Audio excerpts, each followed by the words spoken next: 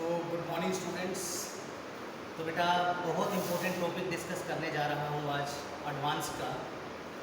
ठीक है, तो एडवांस के लिए सबसे इम्पोर्टेंट टॉपिक है आपके पास जो आज मैं डिस्कस करूँगा, that is P pi D pi bonding. कल मैंने बैक बॉन्डिंग डिस्कस किया था, उससे पहले आपके पास ड्रैगो रूल डिस्कस किया था। सारे एडवांस के टॉपिक है बेटा, ड्रैगो रूल, बैक बॉन्डिंग, ठीक है ना, P pi D pi bonding बहुत इंपॉर्टेंट है। जिन टॉपिक्स को बच्चा क्या करता है, स्किप कर देता है, वो यहाँ से क्वेश्चन मिलने के चांसेस बहुत ज़्यादा होते हैं एडवांस की तरफ के अंदर। तो बड़े अच्छे से करोगे, वीडियो लेक्चर्स को अच्छे से देखो, फिर भी कोई चीज़ क्लियर नहीं होती, ठीक है ना, तो आप मुझसे किसी भी टाइम पे आके पूछ सकते हो। So that is not the issue. तो डिस्कस करते हैं बेटा हम लोग कौन सा bonding, P pi D pi bonding.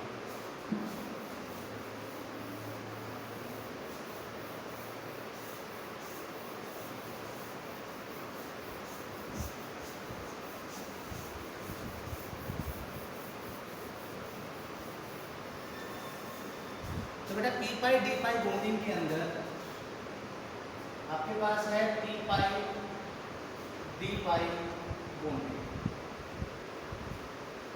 इसको डिस्कस करने से पहले हमें पता होना चाहिए ओवरलैपिंग की जो टाइप है वो कितने तरह की होती है। जो ओवरलैपिंग्स होती हैं, हमने एक ओवरलैपिंग तो पढ़ा था, कौन सा, एक्सियल ओवरलैपिंग। जब दो ऑर्बिटल एक दूसरे को अप्रोच करते हैं हेड टू हेड, तो आपके पास जो ओवरलैपिंग होगी वहां पर, तो उस ओवरलैपिंग को हम क्या बोलेंगे, एक्सियल ओवरलैपिंग और हेड ऑन हेड ओवरलैप। और इससे हमारे पास जो बॉन्ड बनेगा वो मेरे पास बॉन्ड बनेगा सिग्मा बॉन्ड। उसके बाद जो सेकेंड टाइप होती है बेटा, वो मेरे पास कौन सी होती है, साइड वाइज बॉन्ड। तो साइड वाइज ओवरलैपिंग से हम जानते हैं हमेशा कौन से बॉन्ड बनते हैं, पाई बॉन्ड फॉर्म। दो ऑर्बिटल हैं आपके पास पी, और दोनों ने क्या किया, साइड वाइज अप्रोच किया एक दूसरे को, और जब साइड वाइज ओवरलैपिंग करेंगे दोनों के दोनों, तो आपके पास ये जो बॉन्ड बनेगा वो कौन सा बॉन्ड बनेगा, पाई बॉन्ड। क्लियर? क्योंकि साइड वाइज ओवरलैपिंग हो रही है, यहाँ पे जो एक्सटेंट ऑफ ओवरलैपिंग होती है, जो मेरे पास सिग्मा बॉन्ड है उसकी स्ट्रेंथ ज़्यादा होती है पाई बॉन्ड से पाई, क्योंकि यहाँ पे जो एक्सटेंट ऑफ ओवरलैपिंग है वो बहुत ज़्यादा होती है। But in case of pi bond जो एक्सटेंट ऑफ ओवरलैपिंग होगा बेटे वो बहुत ही कम होगा। जब एक्सटेंट ऑफ ओवरलैपिंग यहाँ पे कम होगा तो आपके पास इस बॉन्ड की जो स्ट्रेंथ होगी वो भी क्या हो जाएगी, कम हो जाएगी। यहाँ पे एक्सटेंट ऑफ ओवरलैपिंग बहुत ज़्यादा है, पेनिट्रेशन बहुत ज़्यादा है, तो जो स्ट्रेंथ है बॉन्ड की वो भी क्या हो जाएगी बेटे, बहुत ज़्यादा हो जाएगी। इसके अलावा हमारे पास जो तीसरे तरह की ओवरलैपिंग होती है, वो थर्ड टाइप की ओवरलैपिंग कौन सी होती है। अभी तक मैंने दो ही ओवरलैपिंग आपको बताई थी। थर्ड ओवरलैपिंग मेरे पास कौन सी है, आपके पास पी पाई डी पाई ओवरलैपिंग। पी पाई मतलब एक पी ऑर्बिटल है आपके पास और एक डी ऑर्बिटल है आपके पास। ये दोनों ऑर्बिटल जब एक दूसरे को अप्रोच करेंगे तो आपके पास जो ओवरलैपिंग होगी, क्लियर, इस तरह से,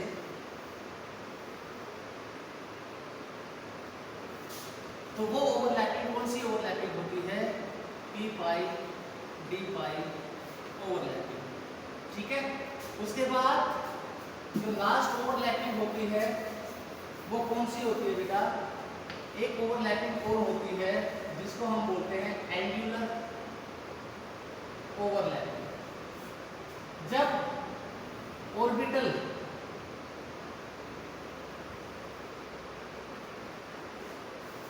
कोई भी दो ऑर्बिटल जब साइड वाइज ओवरलैपिंग ना करके और हेड ऑन ओवरलैपिंग ना करके एक एंगल पर ओवरलैपिंग करें, तो उसको हम क्या बोलते हैं, एंगुलर ओवरलैपिंग। अब इनके सेंटर को आप मिलाना शुरू करो इस तरह से, तो आप क्या देख रहे हैं यहाँ पे, ये एंगल बन रहा है ना, तो इसलिए इसको क्या बोला, एंगुलर ओवरलैपिंग। और इस एंगुलर ओवरलैपिंग के कंसेप्ट से ही मेरे पास जो कंसेप्ट हुआ, कंसेप्ट अराइज हुआ यहाँ पे किस चीज़ का, बनाना बोन का, बनाना बोन, जिसको हम बेंट बॉन्डिंग भी बोलते हैं, बेंट बॉन्ड। और इस बॉन्ड को हम 3 सेंटर 2 इलेक्ट्रॉन बॉन्ड भी बोलते हैं, जहाँ पे बड़े वेल नोन एग्जाम्पल आपके पास आ जाते हैं। पहला एग्जाम्पल है साइक्लोप्रोपेन का एग्जाम्पल, सेकेंड एग्जाम्पल आप ले सकते हो डाइबोरेन B2H6, थर्ड एग्जाम्पल यहाँ पे आप लोग ले सकते हो B2H2Me4। तो कल वाले टॉपिक में जब हम बनाना बोन डिस्कस करेंगे, जो क्रिस्टोफर ने आइडिया दिया था, तो क्रिस्टोफर ने आइडिया दिया था बनाना बोन का, ठीक है ना, तो इसके बारे में स्टोरी बताएंगे आपको कुछ इंटरेस्टिंग, और फिर डिस्कस करेंगे बनाना बोन कंसेप्ट, जो कि एडवांस के लिए अगेन वेरी इंपॉर्टेंट प्रॉब्लम है, ठीक है। तो ओवरलैपिंग 4 तरह की होती है। हेड ऑन ओवरलैपिंग जब होगी, जिस तरह से 2 कारें आमने सामने से टकराती हैं, तो हेड ऑन ओवरलैपिंग से बेटा हमेशा हमारे पास, एक बार फोन देख लेते हैं, मुझे लग रहा है बंद ना हो गया हो, तो नहीं, फोन इज ओके। तो हेड ऑन ओवरलैपिंग से क्या होगा बेटा, आपके पास सिग्मा बोन बनेगा, साइड वाइज ओवरलैपिंग से पाई बोन बनेगा, ठीक है ना। जब पी और डी ऑर्बिटल साइड से आपस में ओवरलैपिंग करेंगे तो पी पाई डी पाई बनेगा। और मेरे पास जब 2 एंगल पे, ठीक है ना, एंगल के ऊपर ओवरलैपिंग होगी 2 ऑर्बिटल्स की, तो एंगुलर ओवरलैपिंग होगी, और जहाँ से अराइज होगा कंसेप्ट किसका, बनाना बोन का, बेंट बोन का और 3 सेंटर इलेक्ट्रॉन बोन का। तो बिना टाइम वेस्ट किए हम डिस्कस करते हैं सिग्मा बोन, पाई बोन। मुझे पता है कि सिग्मा बोन के अंदर तो मेरे पास बहुत सारे एग्जाम्पल आ जाते हैं, ठीक है। तो अगर आप सिग्मा बोन के एग्जाम्पल लेना चाहो तो आपके पास कौन सा एग्जाम्पल है, मैं सिग्मा बोन के अंदर बहुत सारे एग्जाम्पल ले सकते हो आप लोग। सिग्मा बोन के अंदर अगर एग्जाम्पल लो तो H2 है, Cl2 है, HCl है, एक्सेट्रा एक्सेट्रा, कितने भी एग्जाम्पल ले सकते हो आप लोग यहाँ पे। पाई बोन, पाई बोन के अंदर कौन कौन से एग्जाम्पल ले सकते हो आप लोग, भाई आप लोग ले सकते हो C2, आप लोग ले सकते हो N2, आप लोग ले सकते हो O2, ठीक है। उसी तरह से आपके पास जो आपके पास आएगा P पाई D पाई, उस केस में जो एग्जाम्पल्स हैं आपके पास वो कौन से ले सकते हो, बड़ा वेल नोन एग्जाम्पल है आपके पास, अभी थोड़ी देर पहले बताया था, साइक्लोप्रोपेन, ठीक है। उसके बाद डाइबोरेन है आपके पास। उसके पास अगर 2 हाइड्रोजन, 4 हाइड्रोजन को, टर्मिनल हाइड्रोजन को रिप्लेस कर दिया जाए मिथाइल ग्रुप से, तो वहाँ पर भी कौन सा बॉन्ड होता है, P पाई D पाई बॉन्ड आपके पास होता है, ठीक है। तो अब स्ट्रेंथ की अगर बात करें तो स्ट्रेंथ किसकी ज़्यादा होती है, स्ट्रेंथ जो मेरे पास है, यानी P पाई D पाई बॉन्ड मेरे पास आ गया। और एक्सियल बॉन्ड, एक्सियल बॉन्ड कहाँ पे प्रेजेंट होता है, तो सॉरी P पाई D पाई नहीं बेटा, ये मेरे पास एग्जाम्पल आ जाएंगे, मेरे पास ये एक्सियल बॉन्ड के एग्जाम्पल आ जाएंगे। और P पाई D पाई बॉन्ड कहाँ प्रेजेंट होता है, SO2 के अंदर, SO3 के अंदर, HCO2F2 के अंदर, HEOF4 के अंदर, ये सारे एग्जाम्पल आ जाएंगे। तो आज का हमारा टॉपिक है P पाई D पाई, ठीक है ना। कल हम लोग पढ़ेंगे एक्सियल बॉन्ड, और ये हम लोग पहले भी वीडियो में पढ़ चुके हैं। लेकिन अगर स्ट्रेंथ की बात करें तो स्ट्रेंथ सबसे ज़्यादा किसकी होती है, वह सिग्मा बॉन्ड की स्ट्रेंथ सबसे ज़्यादा होती है। उसके बाद जो एक्सियल, जो हमारे पास this is not axial, angular कर लो, एंगुलर, या फिर आप कर सकते हो यहाँ पे एंगुलर बॉन्ड और बनाना बॉन्ड, ठीक है। तो सिग्मा बॉन्ड की स्ट्रेंथ ज्यादा होती है एंगुलर बॉन्ड से, एंगुलर बॉन्ड की ज्यादा होती है P पाई से, और इसकी ज्यादा होती है P पाई D पाई से। अब ये दोनों बॉन्ड जो है ना लास्ट के, दोनों ही वीक बॉन्ड है, weak bond, both are weak bond, दोनों ही वीक बॉन्ड होते हैं। लेकिन अगर स्ट्रेंथ की बात करें तो पी पाई की स्ट्रेंथ पी पाई डी पाई से ज़्यादा होती है। क्यों? क्योंकि ये जो डी ऑर्बिटल है यहाँ पे उसका साइज कैसा होता है, लार्ज होता है। लार्ज होने की वजह से यहाँ पे ओवरलैपिंग क्या होती है, कम होती है, और इसीलिए जो स्ट्रेंथ होती है बोन की वो क्या हो जाती है, कम हो जाती है। क्लियर? तो ये सब होने के बाद now we are going to discuss the P pi D pi bonding. इसमें सबसे बड़ा अच्छा एग्जांपल हम लोग डिस्कस करते हैं, and the example is SO2।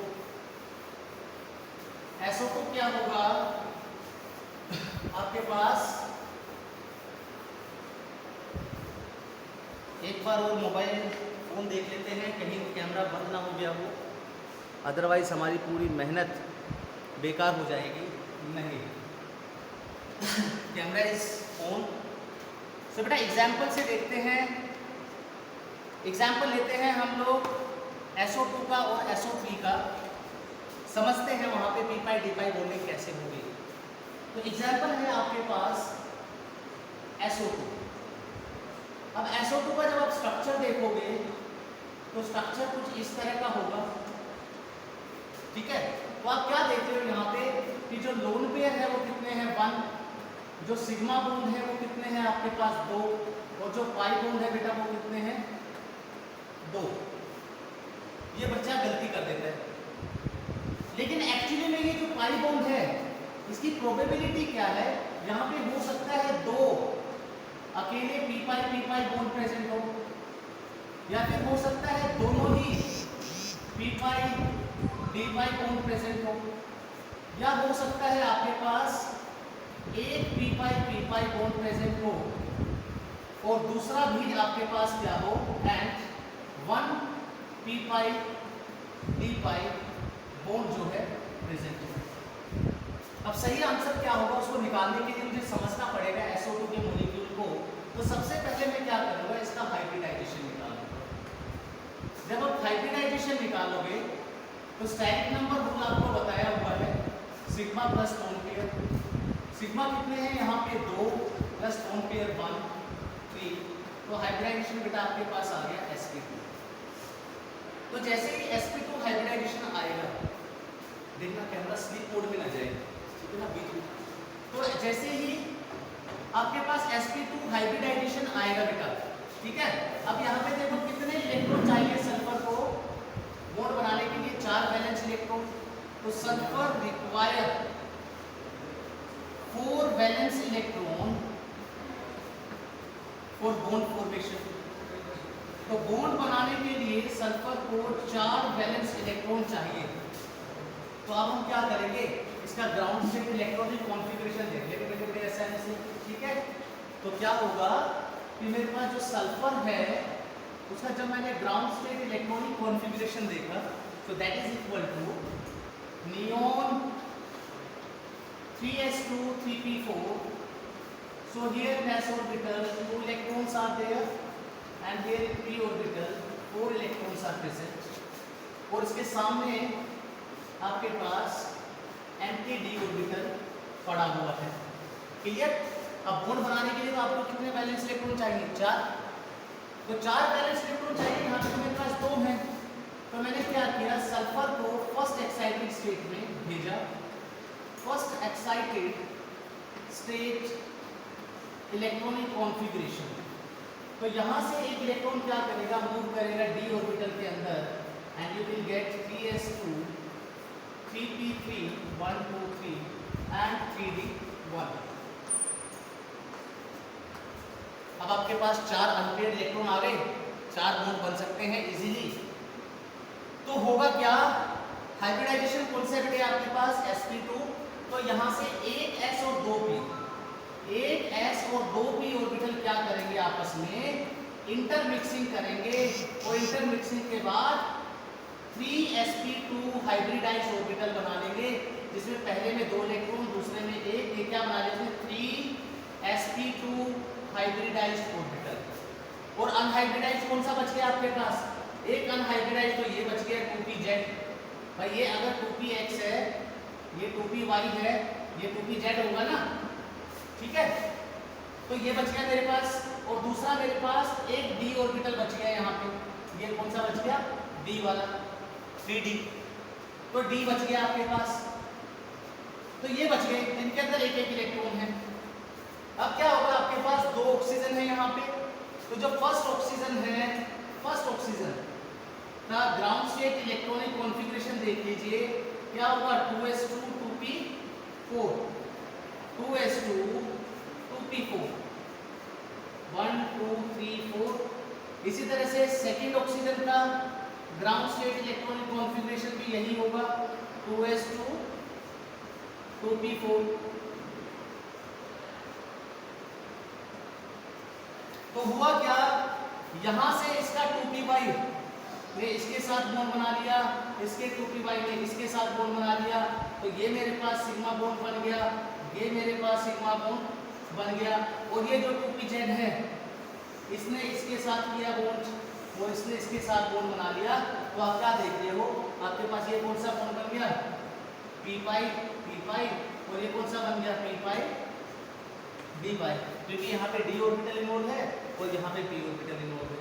तो कंफ्यूजन क्या है मेरे पास, ओवरऑल कंफ्यूजन क्या है कि मेरे पास जो ये मेरे पास डाटा था, जो मैंने स्टार्टिंग में देखा था, वो सही ना होकर सही डाटा क्या है यहाँ पर, आपके पास जो लोन पेयर है वो 1 है, जो सिग्मा बॉन्ड है वो 2 है, और मेरे पास p5 बॉन्ड जो है बेटा वो कितने हैं आपके पास, कितना आ गया 1 है, और जो p5 d5 बॉन्ड है वो भी कितने हैं 1 है। क्लियर है। तो उसी तरह से मैं क्या कर सकता हूँ, SO3 के मॉलिक्यूल के लिए निकाल सकता हूँ। तो एक मॉलिक्यूल को अच्छे से समझ लीजिए, दूसरे मॉलिक्यूल को आप लोग क्या कर सकते हो, इजीली ही बड़ी ही आसानी से निकाल सकते हो। तो ये था कोर कंसेप्ट, बेसिक कंसेप्ट। नहीं, ट्रिक क्या होगी, ट्रिक ये होगी कि जो इतने भी अनहाइब्रिडाइज्ड ऑर्बिटल वहाँ पे बचेंगे, उतना ही आपके पास क्या होगा, उतने ही p5 और p5 d5 बॉन्ड बनने वाले हैं। क्लियर है। One more time here, camera देख लेते हैं, ओके। चलो जी, तो last molecule SO3 we are going to discuss. तो SO3 का जो स्ट्रक्चर होगा that is S double bond O double bond O double bond O। तो आपके पास यहाँ पे जो लोन पेयर है बेटा वो कितने हैं, 0, जो सिग्मा बॉन्ड है वो है 3, और जो पाई बॉन्ड है वो है 3। बच्चा इसको टिक करने वाला है, गलत है बिल्कुल, टोटली रॉन्ग हो जाएगा एडवांस के अंदर, अभी तो एडवांस की प्रॉब्लम है। तो होगा क्या, मैं सबसे पहले इसका हाइब्रिडाइजेशन देखता हूँ। हाइब्रिडाइजेशन देखने के लिए मेरे पास steric number rule, sigma plus pi, sorry lone pair, तो 3 प्लस 0, तो 3 आ गया, यानी sp2 हाइब्रिडाइजेशन। दूसरा तरीका मेरे पास, the different technique, the other technique is to find out the hybridization over here. Just count the number of valence electron, so 6 plus 3 into 6, so here 6 plus 18, you will get a 24. The 24 number is divided by 8, 3, and here the hybridization is sp. Clear है। तो हम क्या करेंगे, sulphur का ground state electronic configuration देख लीजिए आपके पास, अभी मैंने किया था, नियोन 3s2 3p4 आ गया था बेटे, s के अंदर 2 इलेक्ट्रॉन है, p के अंदर 4 इलेक्ट्रॉन है आपके पास, और d ऑर्बिटल यहाँ पे खाली पड़ा हुआ है, एम्प्टी है ये, एम्प्टी d ऑर्बिटल। आपको चाहिए कितने वैलेंस इलेक्ट्रॉन यहाँ पे, सल्फर के अंदर 6 वैलेंस इलेक्ट्रॉन चाहिए बॉन्ड बनाने के लिए। यहाँ पे कितने वैलेंस इलेक्ट्रॉन चाहिए, 6 वैलेंस इलेक्ट्रॉन चाहिए फॉर बॉन्ड फॉर्मेशन, बॉन्ड को बनाने के लिए। तो मैं क्या करूंगा, इसको फर्स्ट एक्साइटेड स्टेट में भेजूंगा। तो फर्स्ट एक्साइटेड स्टेट में जो ग्राउंड स्टेट एक्साइटेड स्टेट में इलेक्ट्रॉनिक कॉन्फ़िगरेशन होगा, इसमें फर्स्ट एक्साइटेड स्टेट के अंदर वो आपके पास क्या होगा, यहाँ से इलेक्ट्रॉन यहाँ जंप करेगा, आपके पास this is PS2 3p3 and 3d1। अब कितने इलेक्ट्रॉन हो गए, 4, लेकिन मुझे तो 6 चाहिए बेटा। तो सेकेंड एक्साइटेड स्टेट में, जो सेकेंड एक्साइटेड स्टेट होगी उसके अंदर जो इलेक्ट्रॉनिक कॉन्फ़िगरेशन होगा वो क्या होगा, यहाँ से एक इलेक्ट्रॉन यहाँ जंप कर जाएगा और आपके पास क्या बनेगा,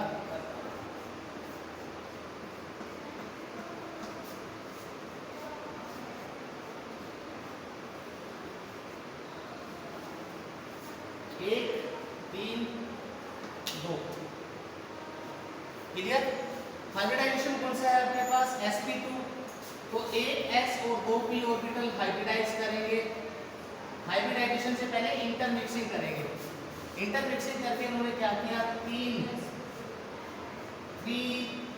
sp2 हाइब्रिडाइज ऑर्बिटल बचाए और यहाँ पे एक 2pz अनहाइब्रिडाइज ऑर्बिटल बच गया और 2 आपके पास d orbital unhybridised orbital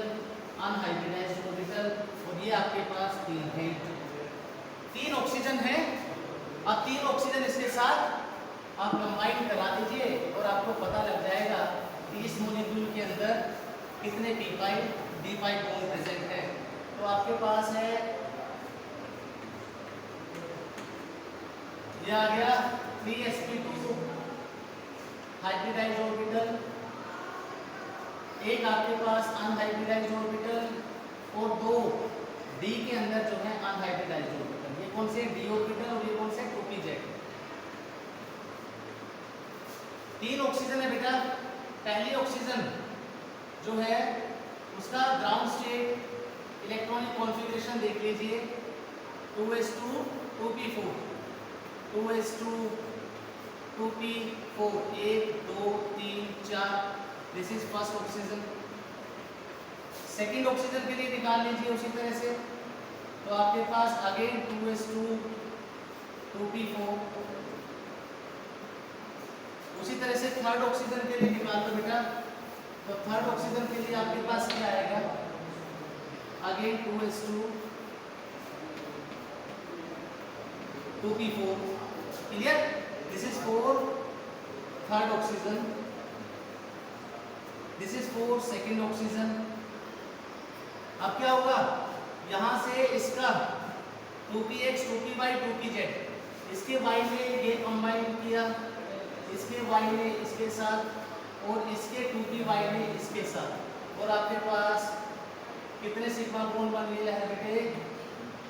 3 sigma bond बन गए। क्लियर हो गया ना? चलो जी, अब ये जो 2pz बचा बेटे, इसने क्या किया? अच्छा, यहाँ पे मेरे पास d में कितने बचे हुए थे? 2 और बचे हुए थे ना। तो यहाँ से ये 2pz ने इसके साथ किया, तो ये भी 2pz और ये भी 2pz। तो मेरे पास क्या बन गया? p पाई।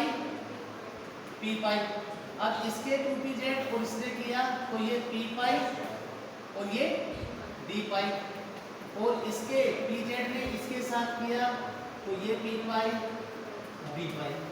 तो ओवरऑल आपने क्या देखा कि जो SO3 का मॉलिक्यूल है उसके अंदर लोन पेयर कितने हैं? 0। उसके अंदर बेटा सिग्मा बॉन्ड कितने हैं? 3। उसके अंदर पाई बॉन्ड कितने हैं? कौन से? p पाई वाले। p पाई वाले हैं मेरे पास कितने? 1। और p पाई d पाई वाले कितने हैं? 2।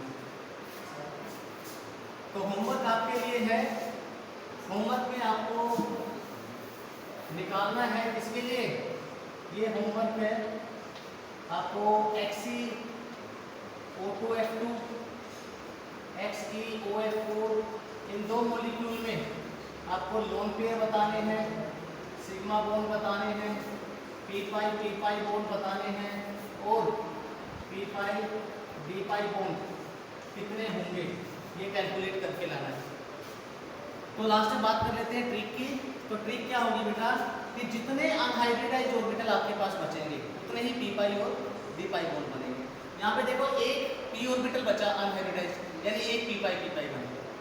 2 अनहाइब्रिडाइज्ड में से d ऑर्बिटल, तो 2 बॉन्ड कैसे बनेंगे? p पाई d पाई बॉन्ड बनेंगे। तो इस तरह से आप कंपटीशन के अंदर इतना बड़ा ना करके सीधा क्या देख लो? अनहाइब्रिडाइज्ड ऑर्बिटल देख लो, वहाँ पे कितने बैलेंस इलेक्ट्रॉन चाहिए बॉन्ड बनाने के लिए किसी सेंट्रल एलिमेंट को। तो वहाँ पे एक्साइटेड स्टेट में उसको ला के मॉलिक्यूल को आप लोग देख लीजिए कि अनहाइब्रिडाइज्ड ऑर्बिटल कितने हैं। जितने अनहाइब्रिडाइज्ड ऑर्बिटल होंगे उतने ही p पाई और p पाई d पाई बॉन्ड आपके पास बनेंगे। क्लियर है बेटा? तो I hope all of you enjoyed the lecture. So thank you very much.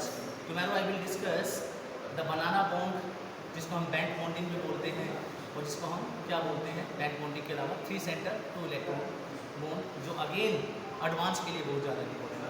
Okay बेटा, थैंक यू।